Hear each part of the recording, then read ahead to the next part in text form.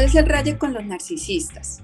Así como te suben el ego y dicen que te aman y básicamente te bombardean con toda clase de cariño y halago, de un momento a otro empiezan a decirte cosas que son tristes, son desagradables. No admito faltas de respeto. Entonces, cuando uno pone un límite y dice, mira, no, a mí no me gusta eso, entonces la siguiente táctica es el drama. Pues claro, entonces uno pone distancia. Y al poner distancia, yo lo que he recibido es acoso. Con muchísima insistencia, en uno de los casos, que fue gravísimo, la insistencia fue tal que yo tuve que hacerle una denuncia a la policía a esta persona. Luego me pasó con una expareja. Esta persona sí fue diagnosticada con narcisismo. Y bueno, esta relación derivó en unos abusos físicos. Uno de los rasgos del narcisista básicamente es que nunca reconoce que te ha hecho daño. Todos tenemos un raye. Tenemos un raye. Y de una manera u otra vivimos rayados. Vivimos rayados. Este es El raye. Este es el Raye Podcast. el Raye Podcast. Vamos a hablar un poco sobre las personalidades narcisistas. Para desarrollar este tema tan interesante me va a acompañar mi querida amiga Ivonne Buitrago. Hola Ivonne, ¿cómo estás? Hola Yaira, muchas gracias por invitarme a tu podcast para hablar de este tema tan interesante. ¿Cuál es el raye con los narcisistas? Muchísimas gracias a ti por aceptar esta invitación y bueno, me gustaría que me contaras un poco cómo identificas o has identificado una persona narcisista. Bueno, sobre el narcisismo y el raye que hay con este tema, empecé a aprender hace muy poco, pero cuando empecé a comprender qué era el narcisismo, me di cuenta que había conocido personas narcisistas en mi vida. Yo cuento en este momento 3 personas y en las 3 reconozco ciertos rasgos que me han permitido decir con toda certeza que sí, pertenecen en algún grado al narcisismo o se comportan de una manera narcisista en algún nivel, en cualquiera de los contextos en los que las he conocido. Y bueno, una manera de identificarlas es que se presentan muy amables. Y bueno, ustedes dirán, ay, todas las personas son amables cuando las conocemos. Por supuesto, claro. ¿Sí? Si no, pues no empatizaríamos con ellas, ¿de acuerdo? Pero estas personas se hacen muy, muy amables, extremadamente. Entonces, te caen muy bien, realmente tienen un ángel que atrae y te atraen porque estas personas te han investigado de atrás, tú no sabes eso, han stalkeado tus redes sociales, han empezado a mirar cuáles son tus gustos o sin stalkearte, rápidamente se identifican con lo que tú hablas. Si a ti te gusta, por ejemplo, la pintura, a ellas también les encanta. Si a ti te gusta la comida asiática, a ellas les fascina y tienen un montón de historias que contarte sobre la comida asiática, vaya uno a saber si son ciertas o no, pero te hacen ver que de alguna manera son muy compatibles contigo. Entonces tú empiezas a prestarles más atención que al resto del grupo social, porque se destacan, ¿no? Tienen un ángel, una luz y tú dices, wow, esta persona puede ser mi alma gemela, puede ser mi mejor amigo, mi mejor amiga de toda la vida porque sientes tanta empatía, sientes que han vivido tantas cosas similares. Cuando tú cuentas tus experiencias del pasado, estas personas te dicen que han vivido cosas idénticas. Y tú dices, wow, yo no puedo creer que alguien haya vivido lo mismo que yo. Entonces inmediatamente te empiezas a vincular con esa clase de discursos. Y bueno, están siempre para ti, ¿no? Entonces te ponderan, te dicen que tú eres lo mejor que les ha pasado. Realmente son bastante halagadores y a veces, pues, claro, pues todos sufrimos un poquito de vanidad y el ego se nos infla, ¿no? Cuando nos dicen que somos inteligentes, que somos maravillosos, que somos las personas que, mejor dicho, habernos conocido fue lo mejor que les ha pasado. Y tú empiezas a decir lo mismo, no, tú también eres especial para mí y demás. Y la relación va muy bien, son personas muy dispuestas, extremadamente, ¿cómo llamarlo? Siempre están para ti, o sea, tú dices qué incondicionalidad, ¿de acuerdo? Y hasta ahí todo va muy bien, tú también eres recíproco, te vuelves incondicional, das muchas cosas, hasta que empiezan los problemas y los problemas empiezan muy rápido. Así como te suben el ego y dicen que te aman y básicamente te bombardean con toda clase de cariño y halago, de un momento a otro empiezan a decirte cosas que son tristes, son desagradables. De un momento a otro ya no les gusta cómo eres tú, cómo hablas, cómo te expresas, cómo te vistes. Empiezan a hacer críticas que en principio son solapadas, usando alguna clase de eufemismos, ¿no? Como, ay, las personas gordas, o ay, las personas flacas, o ay, es que las personas que hablan tanto, como tú hablas tanto, o ay, te sientes así, ay, sientes que tienes un síntoma, ay, las personas que sienten eso se mueren. Ese tipo de cosas que son negativas y tú empiezas a darte cuenta de su verdadera personalidad. Así empiezan y luego esto termina en una devaluación tremenda, donde tú terminas siendo básicamente lo peor que han conocido. De un momento te bajan del cielo y tú ya no eres esa persona especial, sino que eres una persona malvada, eh, que no les das la talla, que no eres lo suficiente buena compañía para ellos. A veces conocen a otras personas en el camino y hacen algo que se llama la triangulación, ¿no? Te Ujú. están devaluando, te están por debajeando, en cambio conocen a alguien nuevo y con esa persona empiezan a hacer todo este bombardeo de amor y tú sientes que de alguna manera te están cambiando. ¿No? Claro. Entonces eso es un poquito, pues no es un poquito triste, es un poco complicado y realmente es muy triste. Y bueno, pues se alejan de ti, ¿no? Entonces tú pues quedas en este asunto de, bueno, ¿qué fue lo que yo hice mal, ¿no? Porque de un momento a otro, pues me querían, me ponderaban y ahora pues soy una porquería básicamente.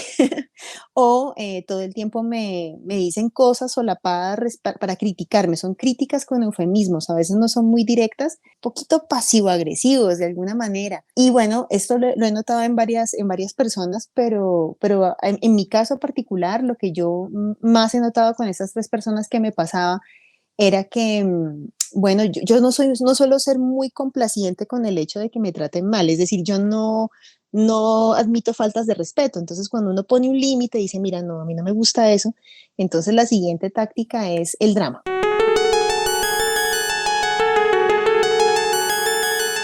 ¿Cómo exageras? Yo no te estaba diciendo eso. Ay, ¿cómo eres de dramática? Es que no te aguantas nada, no te aguantas una broma, oye. Eso, pues en psicoanálisis se llama proyección. Mira, yo no sabía eso cuando me pasaba, entonces, ay, ¿cómo eres de exagerada, Ivonne? O sea, yo solamente te estaba haciendo una broma acerca de tu aspecto, ay, es que eres dramática, ese tipo de cosas. Y la otra cosa que era como muy complicada en mis casos, digamos, era todo el drama alrededor de sus vidas, porque son personas que en un momento pues son adorables y en otro momento tienen miles de problemas. Todas las semanas tienen un problema diferente. Todo el mundo las odia, nadie las quiere, nadie las comprende. Vienen a ti con un montón de quejas acerca de los demás, hablan muy mal de los demás. Y bueno, este tipo de dramas llega a un punto en que son insostenibles. Todo es dramático, si llueve es dramático. A las únicas personas a las que todo les sale mal, o sea, todos sufrimos de fracaso, ¿de acuerdo, Yaira? A todos nos pasa que fracasamos en cosas, pero para estas personas es terrible y empiezan a cargarte con eso, ¿no? Entonces, mira cómo yo sufro, en cambio tu vida, sí, a ti no te pasa eso, porque claro, las personas afortunadas como tú, eso no les pasa, nos pasa a nosotros los miserables y empieza ese asunto, pues claro, entonces uno pone distancia y al poner distancia yo lo que he recibido es acoso. ¿Por qué me dejas? ¿Por qué no me hablas? Pero contéstame. 60 llamadas, mensajes de texto por doquier, mensajes de WhatsApp con pastorales larguísimas, mensajes inapropiados, a veces con cariño, a veces sin cariño, a veces con odio, a veces con rabia, a veces con dignidad. Entonces nunca más te vuelvo a hablar y al día siguiente te están volviendo a marcar. A veces con estalqueo en las redes sociales, es una cosa impresionante y pues llegamos al punto del acoso. Yo sé que otras personas con las que he conversado, porque cuando uno se da cuenta que ha sido víctima realmente de estos personajes, uno empieza a encontrar personas que les pasan cosas similares. Y yo sé que a muchas personas les pasa que se sienten un profundo dolor por ser haber sido abandonados o haber sido, digamos, descartados por los narcisistas. En mi caso, creo que yo a tiempo más bien me he alejado de ellos, entonces no he sentido ese vacío, pero sí el acoso de por qué, con muchísima insistencia. En uno de los casos, que fue gravísimo, la insistencia fue tal que yo tuve que hacerle una denuncia a la policía a esta persona, Por porque Dios. no me dejaba en paz, no me dejaba en paz. Me mandaba correos desde su empresa, desde el correo corporativo, desde las redes sociales de su empresa, buscando mis redes sociales por interno, porque yo la tenía bloqueada en sus redes personales, entonces desde sus redes corporativas, las que manejaba en su compañía, ella me buscaba y esto ya era una cosa, era de locos. En algún punto yo dije, bueno, yo creo que esto no es normal, una amiga no hace esto, le dije, te voy a denunciar a la policía. Bueno, con la denuncia la policía se calmó, así paró, pero a la vuelta de 3 años me escribió una carta por correo electrónico desde su correo personal y desde el correo de la empresa donde estaba en otro país. Me Ajá. escribió un correo electrónico larguísimo y me dijo, yo me he dado cuenta de todo, de que te casaste, de que empezaste una nueva. Yo decía, pero ¿cómo se da cuenta? Pensaba yo, si yo la he bloqueado en todas las redes sociales. sea, sí, tenía que haber abierto perfiles para poder ver lo que yo estaba haciendo. Entonces, te extraño, lamento mucho todo lo que ha pasado. Entonces, la carta empezaba muy suave, era un correo electrónico larguísimo y terminaba culpándome de cosas, de que yo la había maltratado, que yo nunca la había querido. O sea, yo realmente no supe si me estaba pidiendo disculpas o me estaba ofendiendo otra vez, no lo sé. Después de tantos años de vivir ella en otro país, yo quedarme acá, después de todo lo que había pasado, yo no supe nada de eso, pero no le contesté porque yo creo que estas personas, lo mejor que hay que hacer con ellas es dejarlas atrás. Definitivamente. Definitivamente. Entonces, bueno, esto sí es lo que me ha pasado a mí. Pues esta fue con una persona que pasó hace muchos años en mi vida.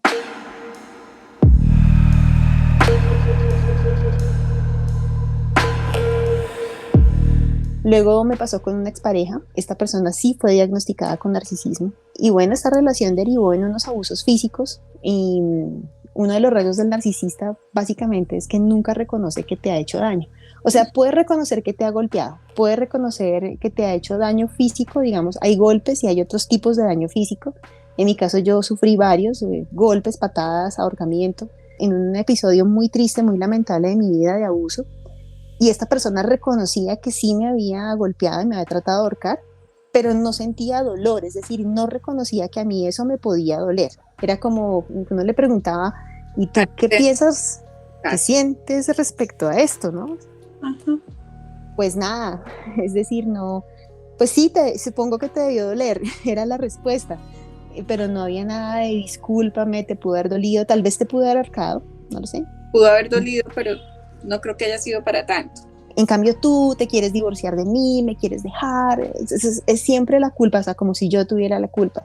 Y en su narcisismo expresiones como, él nunca me decía, por ejemplo, yo te amo, sino a ti nadie te va a amar como yo te amo. Okay. Esa era la forma de expresarme su amor. No había un yo te amo, sino literalmente yo te necesito. Okay. Era la forma como él me expresaba su amor. Y bueno, yo salí de esa relación, escapé de esa relación, gracias a Dios, en la que hubo un involucramiento muy, muy difícil de nuestra mascota, la que era nuestra mascota, también golpeó a nuestra mascota. Okay. Nunca reconoció que le hizo daño, jamás. Lo sacó por una ventana de un piso muy alto, amenazándome, ¿no? Que le iba a botar. Este tipo de cosas que son abuso tremendo, con este tipo de, digamos, de amenazas, ¿no? Voy a botar al gato o me voy a botar por la ventana si me dejas. Pues son episodios muy tristes. Lo único que personas como yo, porque no sé, yo creo que todos reaccionamos de manera diferente, pues queremos en un momento así es huir. No se nos ocurre volver con esta persona a darle más oportunidades de que te vuelvan a hacer daño, pero yo he conocido en este proceso, en el proceso de abuso, conocí mujeres que me decían, bueno, tú saliste porque tú tomaste una decisión en la primera vez que todo esto te pasó. A mí me costó años, me decían mujeres, a mí me ha costado 20 años, 15 años, 3 años. Yo volví a caer, a mí me volvieron a bombardear de amor y yo caí, ¿sí? Entonces yo nunca permití eso. Y pues últimamente con otra persona que ha sido un poco difícil, pero gracias a Dios yo ya estaba entrenada, entonces rápidamente cuando empezó con este asunto de la misma situación del drama y del acoso y de tomarme fotos sin permiso, este tipo de cosas que no hacen una persona con un comportamiento adecuado, digamos, decoroso, honroso, de modales, ¿no? Porque tú no le tomas fotos a las personas que quieres sin permiso, eso no tiene sentido.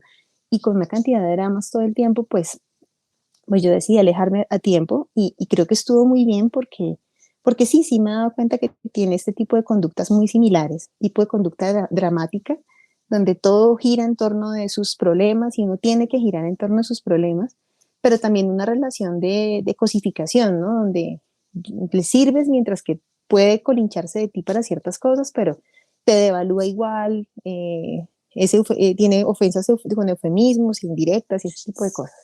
Entonces, bueno, esas son mis experiencias con el narcisismo. Como te digo, en este camino he conocido muchas personas que me han contado sus experiencias y básicamente el patrón que he identificado es ese. Primero, mucho amor, mucha ponderación.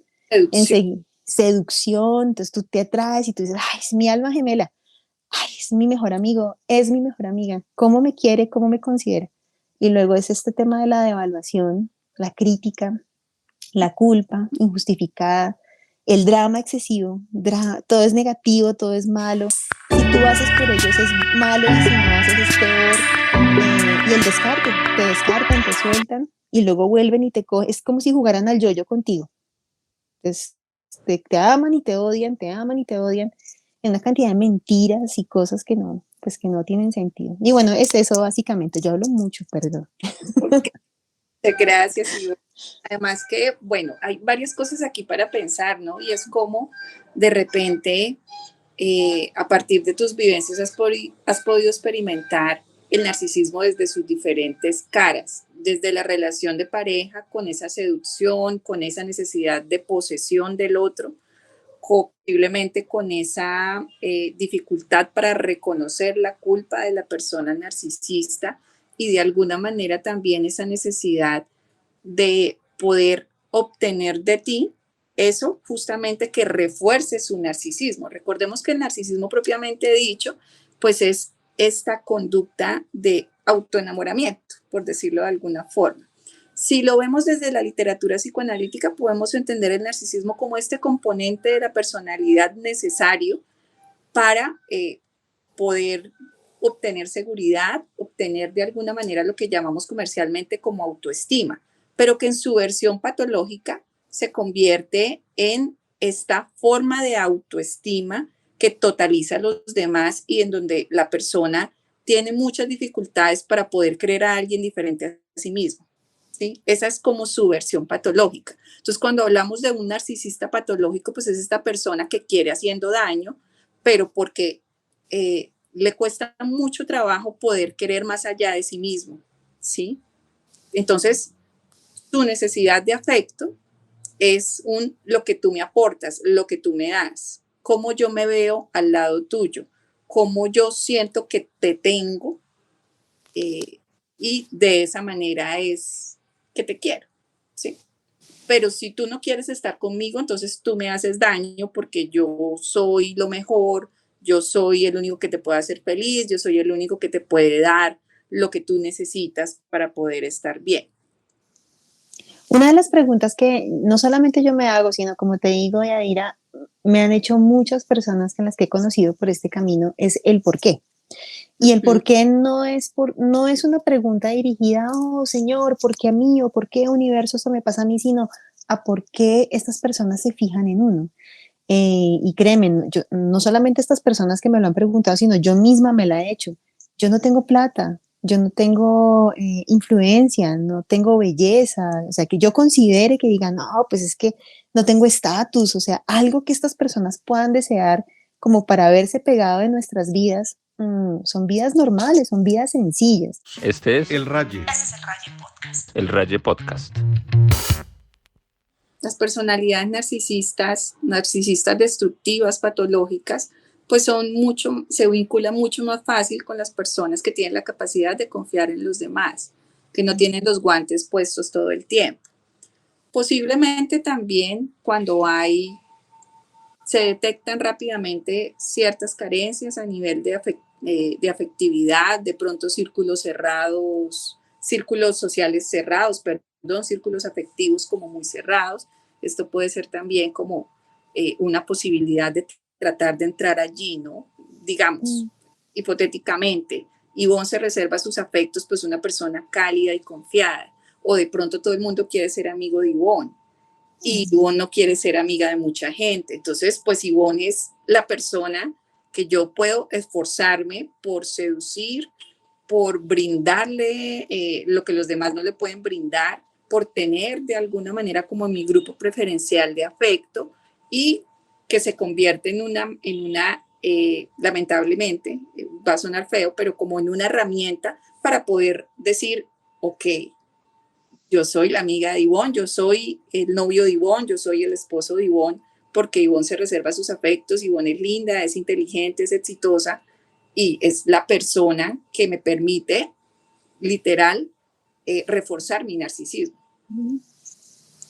Eso es muy interesante porque claro, uno podría considerar que no, pues digamos desde el punto de vista de uno como víctima, uno podría considerar que no tiene nada que ofrecer desde el punto de vista de valor tangible, pero ahora que lo dices, bueno, hay unos rasgos de personalidad que podrían ser deseables, pero mi otra pregunta en ese sentido sería, ¿esos rasgos nos hacen débiles, Yaira? Esa sí es una pregunta interesante. A la larga, el tema de las vulnerabilidades no es ni bueno ni malo, ¿sí? Si lo ponemos desde el punto de vista cuantitativo, desde lo moral, inclusive. Se trata de poder aprender a vivir con las vulnerabilidades, ¿sí? De poder saber qué te hace de pronto mucho más débil frente a los demás, qué te hace mucho más fuerte frente a los demás. En algún momento en pregrado tenía un profesor que además pues todo el mundo lo detestaba, pero que era tan hermoso, tan maravilloso y tan formador, que decía lo siguiente: el problema no es tener debilidades, el problema es que cuando tú no conoces tus debilidades, te descompensas más fácilmente. Cuando tú reconoces tus vulnerabilidades, te haces más fuerte. Wow, es una gran frase.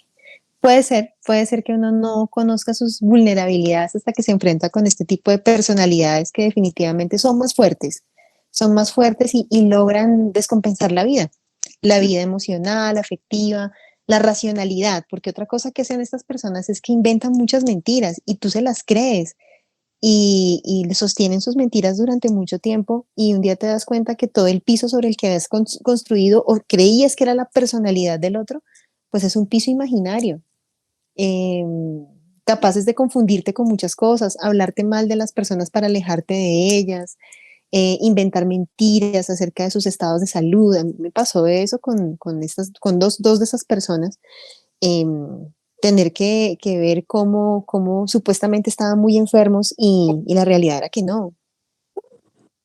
Entonces, claro, uno llega a sentir que de alguna manera está en una especie de descompensación cognitiva incluso, ¿no? Cuando te dicen, tú dices, bueno, es que esto es blanco y yo tengo la evidencia empírica, y te dice la persona narcisista, no, esto es azul, azul, azul, azul, azul, azul. Y tú dices, miércoles, yo terminas creyendo de tanta insistencia que sí, que es azul. Esa es la perspectiva, a fuerza de que te lo repiten tantas veces. Entiendo. Entonces, digamos que aquí la generalidad son personas increíblemente seductoras, personas, no sé cómo lo podamos denominar en otras regiones del país, aquí se les dice como melosas, Sí, melosas podría ser, salameras. de cariñosas, salameras, exactamente. Mi abuelita decía, gente melosa, ni vieja, ni moza. Dice, porque todavía está viva y todavía lo dice. Gente melosa, ni vieja, ni moza. Como muy salameras, tal vez con muchas dificultades para reconocer los propios errores y siempre buscando usar el mecanismo de la proyección, de generarte culpa, de generarte como la sensación de que tú provocas las situaciones lamentables cuando son demasiado evidentes, y el resto del tiempo poder mantener como esta fachada un poco de que todo está bien, de que todo funciona, e inclusive poder mentir para evitar reconocer los propios errores, para poder reconocer que está fallando. Y también la dificultad para poder interpretar los límites cuando ya tú entiendes que tal vez haya la necesidad de poder establecerlos. De acuerdo, de acuerdo. Me preguntaba escuchándote que es probable que muchas personas que han pasado por este problema del narcisismo puedan estar escuchando este podcast, ¿de acuerdo? Y algo que pasamos las personas que hemos sufrido este tipo de circunstancias o conocido personas narcisistas y hemos sido dañados por ellas, porque yo sí reconozco que todos ellos han causado un daño diferente en mi vida. Superado, a Dios gracias, pero sí, sí lograron dañar parte de mi vida en su momento es el asunto de qué hacer. Y en el asunto de qué hacer, pues hay unas situaciones que son dos básicamente.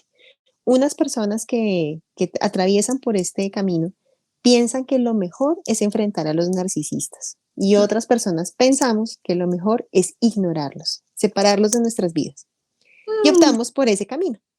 Tú, en tu experiencia, ¿qué pensarías que es mejor? ¿Enfrentar o ignorar? Yo creo que es muy relativo al caso.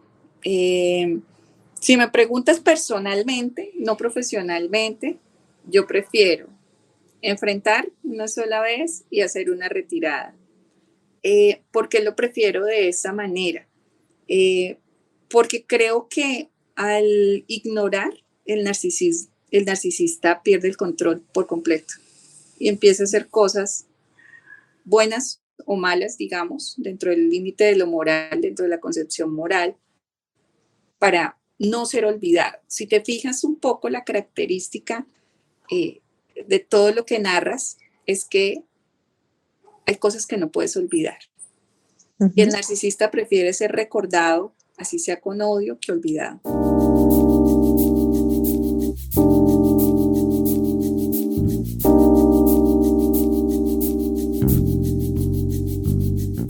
Eso es muy fuerte porque uno pues no imaginaría que cómo alguien quisiera ser recordado de esa manera, en qué cabeza de alguien con valores y con principios cabría querer ser recordado aunque sea de una manera negativa. Hay que manejar un nivel interesante de adaptabilidad, de narcisismo también equilibrado, digamos en su sano equilibrio, para poder renunciar a ser recordado, para poder decir, mira, yo prefiero que me olvides, pero que nunca más tengas que ver conmigo. Oh, wow, eso es muy duro, es duro y es fuerte. Otra pregunta que surge en esta conversación es si el narcisista olvida, porque en mi experiencia, cada tanto regresan. Es como si se les encendiera algo una mañana y dicen, vamos a fastidiar a Ivonne, así sea por las redes sociales, o así sea hablando mal de ella, o haciendo cosas desagradables. Con la primera persona, que era esta mujer de hace muchos años, o alguna vez hubo un evento en Twitter, imagínate, y le dijo a un montón de tuiteros que ella no iba porque yo la iba a agredir físicamente, yo que no le pego a nadie. Ay, a no ser que sea en defensa propia, obviamente, pero que no, que yo no iba porque yo le iba a golpear. Y yo decía, ¿cómo? Así me lo dijo la organizadora, me dijo, oye, es que se me hizo muy raro, gracias a Dios esta persona me lo dijo, claro. Se me hace muy raro que fulana diga que tú la vas a agredir, yo nunca te he visto a ti en una actitud agresiva, porque ella me dice eso, una mujer muy, muy sana también, digamos, ella muy estructurada vino y me lo dijo. Yo le dije, no, yo jamás la agrediría, lo que pasa es que no me hablo con ella porque tuvimos un problema de acoso que está mediado una denuncia de la policía y demás, y me dijo, bueno, ok, si esa es la circunstancia, ven tú y que no venga, o sea, no pasa nada, no tienes por qué amargarte tú el evento, pero por supuesto, estas son personas que yo no conocía, es un evento de redes sociales, o sea, me hizo quedar mal con un montón de gente y yo, bueno, es decir, ¿cuál es la posición? Hacerse la víctima después de que ha sido la victimaria durante muchos meses de acoso y demás. Claro, porque obtiene atención y de alguna forma, pues volvemos al punto, hace lo posible por ser recordado. Sí, es tremendo. Eso que dices tiene claro, hace lo posible por ser recordado, aunque sea de mala manera, es increíble. No lo había pensado de esa forma. Bueno, bueno, mi expareja a veces pasa también que yo no sé, se levanta pensando en mí, entonces no lo hace él, pero envía personas a que me acosen y me molesten. Y bueno, yo digo, en algún momento parará, en algún momento lo hará. La otra persona que te cuento, que es algún tema muy reciente, pues anda en una campaña difamatoria terrible. Pues yo sabía que la gente narcisista, había leído que eran vengativos, pero sentir la ira vengativa del narcisista es una cosa muy difícil. Sin embargo, pues yo trato de encontrar herramientas en mi propia vida, es decir, digo, bueno, ante la difamación, ¿qué puedo hacer? Digo yo, ¿no? Es decir, yo sé quién soy y yo no puedo estar dando explicaciones a todo el mundo. A veces lo he intentado y digo, bueno, ¿qué desgaste es este? Yo no tengo por qué darle explicaciones a todo el mundo, ni defenderme, ni validar si soy una buena persona o no lo soy.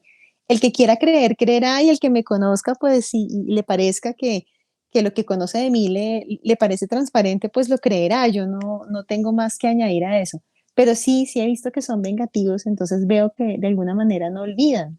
Y creo que en esa segunda circunstancia definitivamente optaría por la otra posición. Nunca más, como si no hubiese existido. Porque eso puede generar un agotamiento, pues, de la otra parte. Y en algún momento creo que renunciará o aceptará que definitivamente, pues, ya pasó al olvido.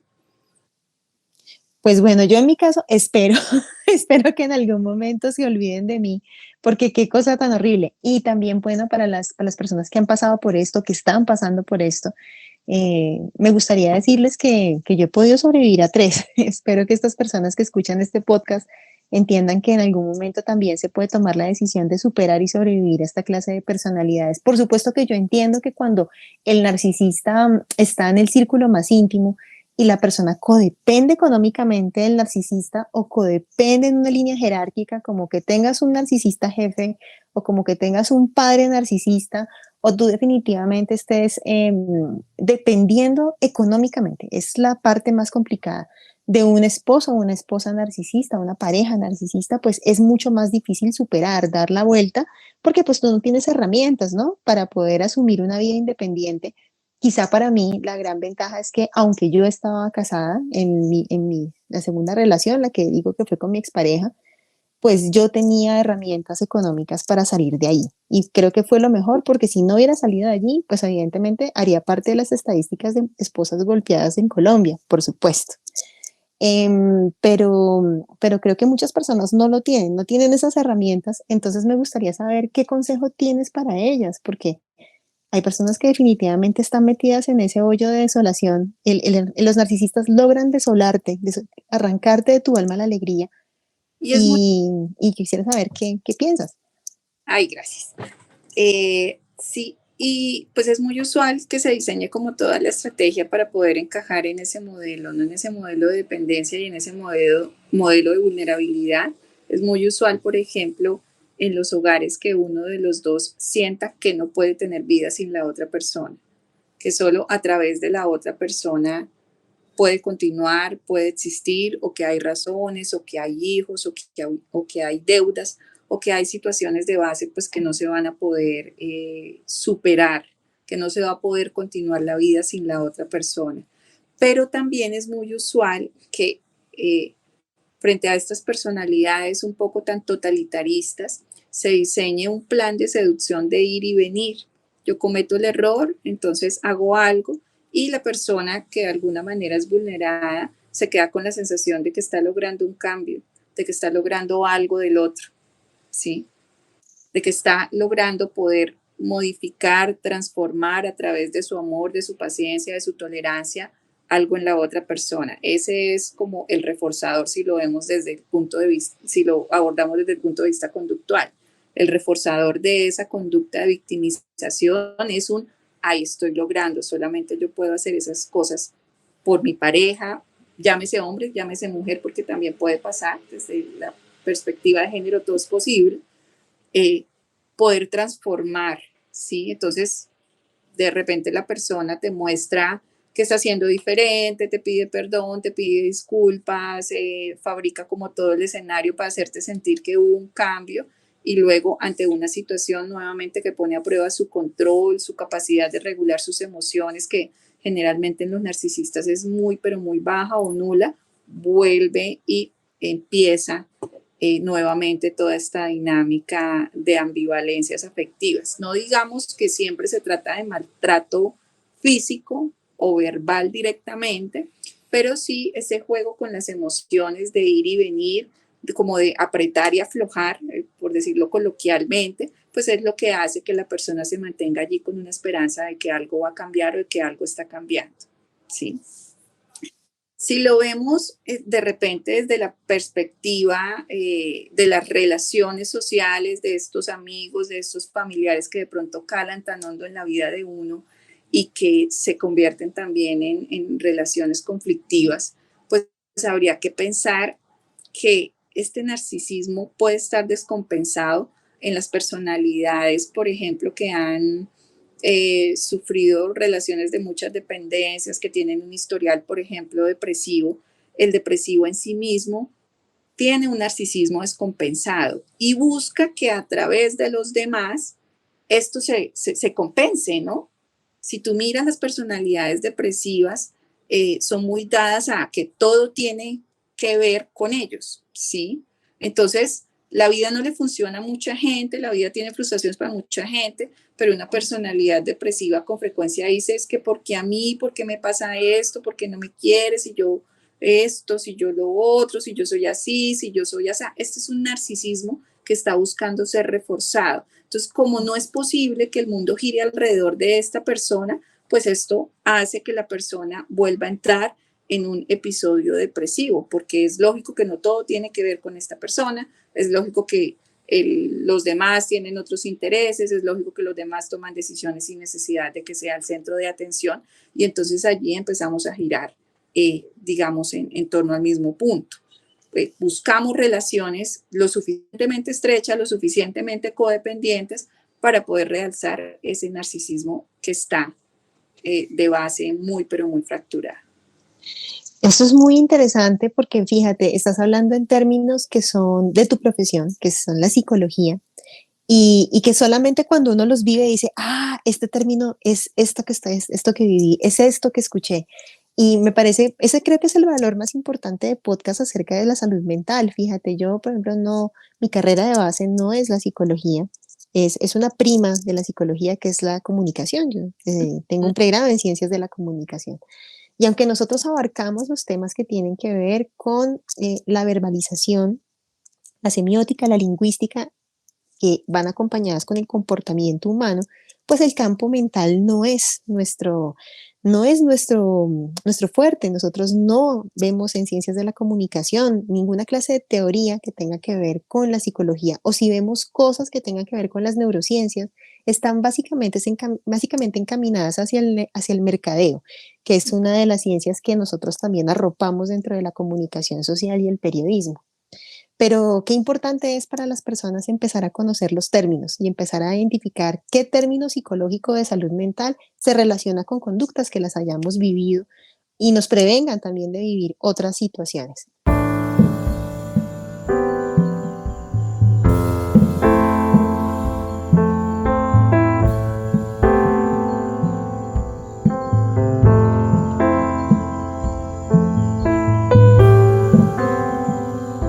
Yéndonos hacia otra dimensión del narcisismo, muchas personas con las que he conversado, porque fíjate, uno cuando empieza a caer en esto, empieza a conocer a otras víctimas. Y quisiera decirle a la audiencia que no es que yo diga soy víctima, yo fui víctima, ¿de acuerdo? En ese momento no me considero una víctima, me considero incluso afortunada. Yo no sé si es muy loca lo que estoy diciendo y más en un podcast de salud mental, pero yo me considero afortunada porque mira, en mi vida y como relacionista pública y comunicadora social, yo he conocido cientos de personas increíbles. Que haya conocido 3 desastrosas, digo yo, con este narcisismo y que hayan sido maliciosas, pues no quita que yo en mi vida haya conocido un montón. O sea, por cada una de estas cientos de personas en la vida que he conocido que son maravillosas. O sea, la proporción no puede ser el determinante de que yo sea una víctima, ¿de acuerdo? Yo afortunadamente, gracias a Dios, pude rehacer mi vida emocional, matrimonial, me casé por segunda vez, tengo un matrimonio maravilloso, gracias a Dios. Entonces esto no determinó mi vida afectiva ni profesional ni nada de esto. Entonces es una manera de verlo, pero yo no soy víctima, no me reconozco víctima por eso. Pero sí he hablado con muchas víctimas, ¿cierto? Personas que todavía sienten que están siendo víctimas del narcisismo y me preguntan, Ivonne, ¿cómo perdonar? Porque una cosa es olvidar o no olvidar, una cosa es enfrentar o ignorar y otra es perdonar. Uh-huh. ¿Qué piensas sobre eso, Yaira? Bueno, el tema del perdón tiene unas connotaciones sociales que a mí siempre me han parecido súper interesantes. ¿Cuándo tú sabes que perdonaste algo? Cuando lo recuerdas y ya no te duele, básicamente. Lo cual no quiere decir que lo olvides. Es muy usual, por ejemplo, en el entorno, por ejemplo, de consultas de pareja, de terapia de pareja, es muy usual que las personas digan, pero es que si tú ya perdonaste no tienes por qué hablar de esto. Yo creo que son 2 escenarios totalmente diferentes. Tú puedes perfectamente no hablar de algo y eso no quiere decir que no te duela. Quiere decir que cada vez que alguien lo toque, puede dolerte o no. Y si te duele es porque definitivamente hay una herida que no ha sanado. Perfectamente puedes no hablar de eso no quiere decir que haya habido perdón o que haya sanado. Perfectamente puedes hablar mucho de algo sin que ya no te duela tanto, pero que todavía te importe y todavía lo recuerdes. Yo creo que el olvido es un escenario totalmente diferente al perdón. ¿Cómo perdonar? La distancia hace algo, no necesariamente el tiempo implica que haya un olvido automático.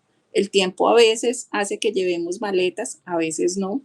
Puedes sanar rápido, puedes sanar lento, pero lo importante es darte la oportunidad de tomar la distancia suficiente para que tú vuelvas a ser lo más importante para ti mismo y no la otra persona que de alguna manera no valoró tu afecto, la otra persona que tal vez no obtuvo lo suficiente de ti, que es totalmente válido.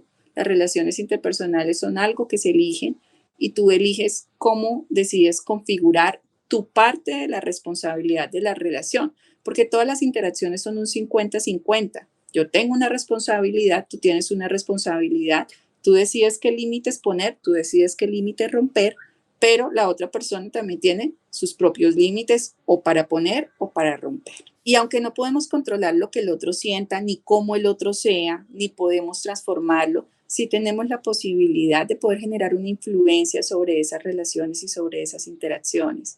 Y podemos y tenemos el derecho de renunciar cuando ya no nos sintamos cómodos, pero también la otra persona tiene el derecho a irse, por supuesto. Por supuesto, hay narcisistas que lo hacen. Me he dado cuenta hablando con otras personas que han pasado por esa situación que cuando el narcisista parece que consigue a otra persona que no sé por qué razón la considera tal vez más valiosa para pegarse de ella y hacerle lo mismo, abandona a la víctima anterior. Y así te conozco varias personas que han podido salir de esta situación. No es porque se hayan alejado del narcisista, sino porque el narcisista los dejó y al rato ven que consiguió a otra persona a la que le hace lo mismo o cosas peores y esta persona parece que se aguanta, ¿no? O es más deseable por alguna razón que no puedo comprender, pero parece que es más deseable para el narcisista. Bien, ¿no? La novedad ayuda un montón, posiblemente cuando hay que justificar lo que la otra persona te brinde. Posiblemente. Entonces, pues como te decía, yo creo que sí, es importante identificar que no siempre la conducta va a demostrar si uno ha perdonado o no ha perdonado de verdad. Pienso que es algo que está en el interior de cada uno.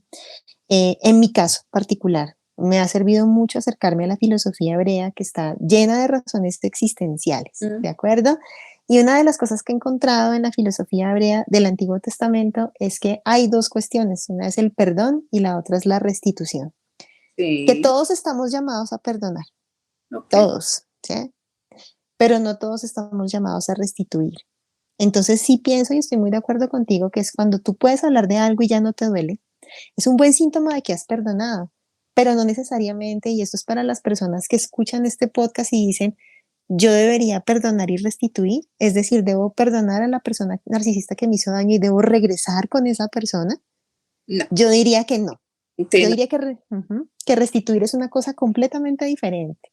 Y fíjate que ese es un movilizador casi siempre de las relaciones codependientes. La persona no abandona el barco porque espera una reparación de su dolor. Y se queda ahí, y a veces esa reparación nunca llega. O a veces llega, pero llega por pedacitos. Es como lo que podemos llamar desde algunos enfoques ganancia secundaria, ¿no? Como tú ganas algo de esa situación conflictiva que te está haciendo daño. La ganancia puede ser justamente obtener reparaciones de a pedacitos, ¿sí? Esos premios chiquiticos, está cambiando, está fluyendo, solamente conmigo se siente así, siempre regresa, etcétera, etcétera. Esa puede ser la esperanza que mantiene a la persona allí, a veces también en función de su propio narcisismo, ¿no? Porque ojo que todos tenemos un componente. Yo me imagino que sí, por supuesto que todos tenemos un componente narciso. Se siente maravillosa porque obtiene esa retribución chiquitita, porque además se mantiene allí con esa esperanza, de restitución, y de esa manera se siente especial, se siente diferente, se siente compensada narcisísticamente y vuelve a empezar su dinámica conflictiva.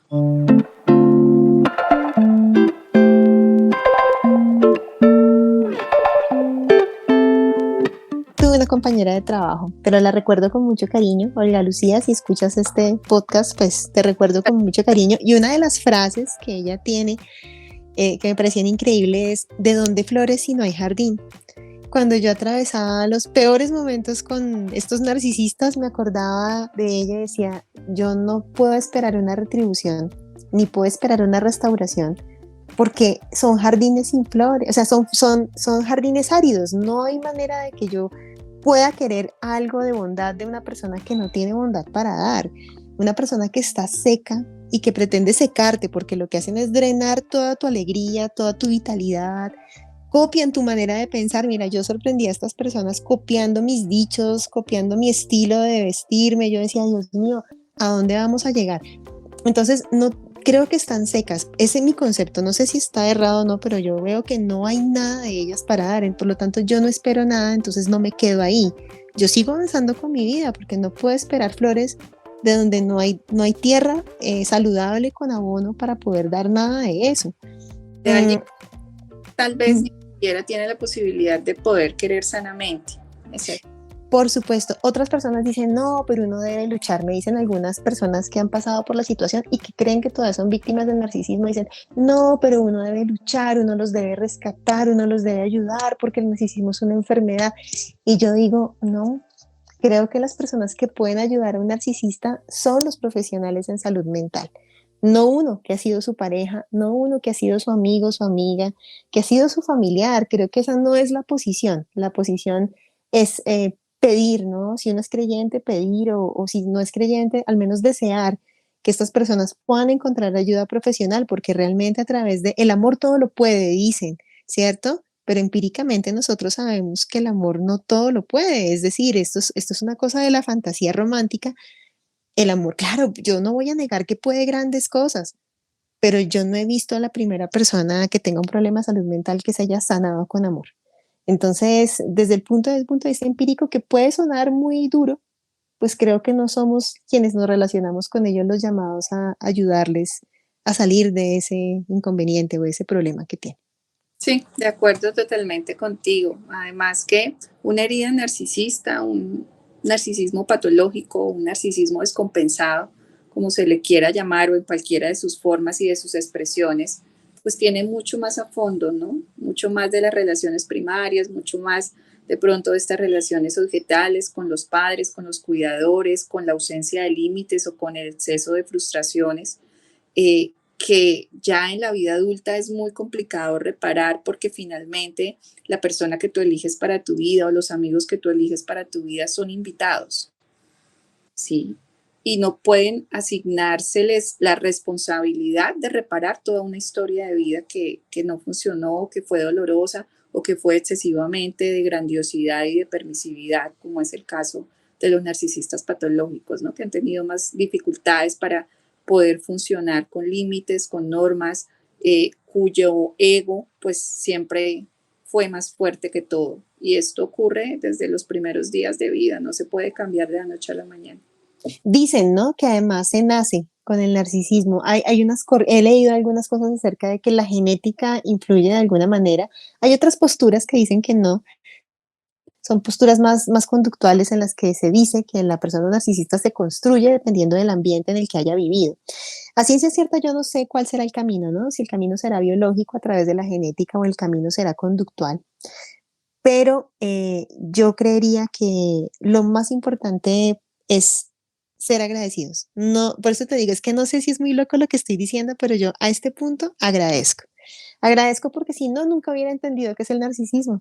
Yo nunca hubiera aprendido todo lo que he aprendido acerca de este tema y tampoco hubiera aprendido a través de ellos cómo relacionarme mejor con las personas y apenas veo algo que no, que me parece un poco de narcisismo, empiezo a reevaluar si esa relación le estoy dando mucha confianza, si debo poner un límite.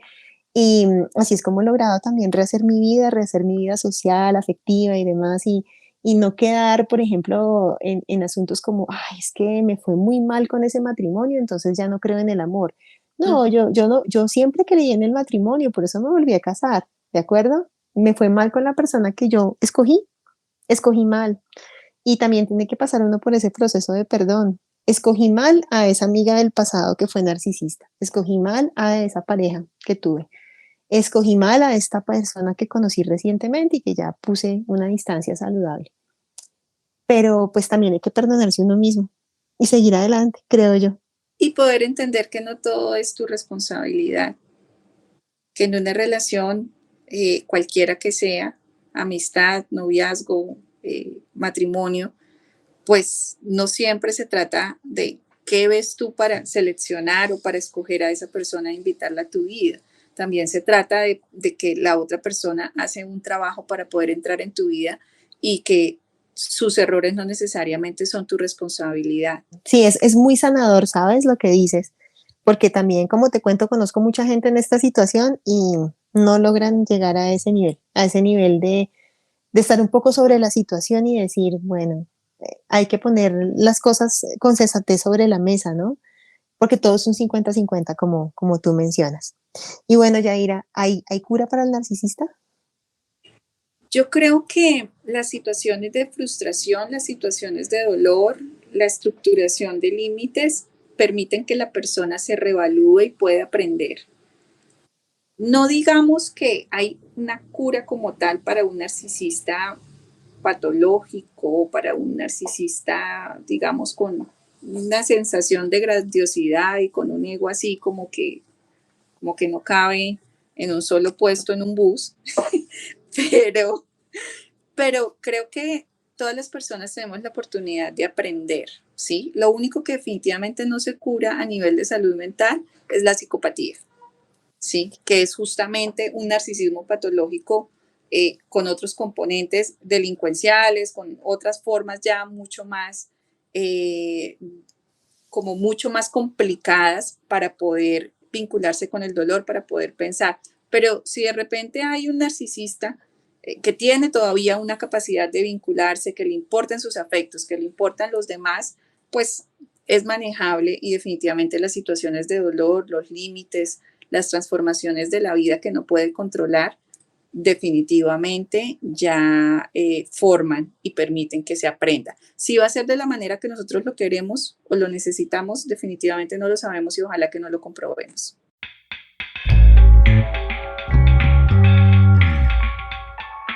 Muchísimas gracias por acompañarme y por permitirnos a todos conocer tus experiencias, por aportarnos sobre este tema tan importante. Espero que muchísimas personas puedan aprender con esta información que tú nos compartes y con esto que pudimos revisar. Agradezco muchísimo tu disponibilidad, el abrirte conmigo y con nosotros para poder compartir tus experiencias y bueno, espero que no sea la última vez que me acompañes por acá. Muchísimas gracias a ti, Yadira, por invitarme a este programa. Pocas veces hablo de estas situaciones, me animé a hacerlo, sentí la confianza de hacerlo, sobre todo porque sé que hay gente que está pasando por esta situación y también porque las personas que no somos cercanas a la salud mental sí que necesitamos aprender de salud mental. Es necesario que no lo veamos como algo aislado, como que solamente el cuerpo importa, pero la mente no. Entonces, muchas gracias a ti por invitarme al Raye.